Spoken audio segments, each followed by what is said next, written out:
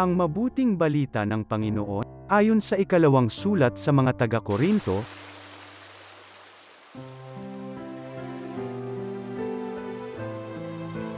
mga kapatid, ako'y sugo ni Kristo, parang ang Diyos na rin ang namamanhik sa inyo sa pamamagitan ko, makipagkasundo kayo sa Diyos. Hindi nagkasala si Kristo, ngunit dahil sa atin, siya'y ibinilang na makasalanan upang makipag-isa tayo sa Kanya at mapabanal sa harapan ng Diyos sa pamamagitan niya.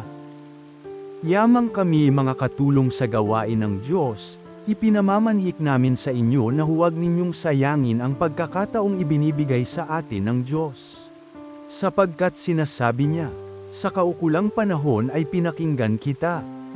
Sa araw ng pagliligtas, sinaklalahan kita. Tingnan ninyo, ngayon na ang panahong nararapat.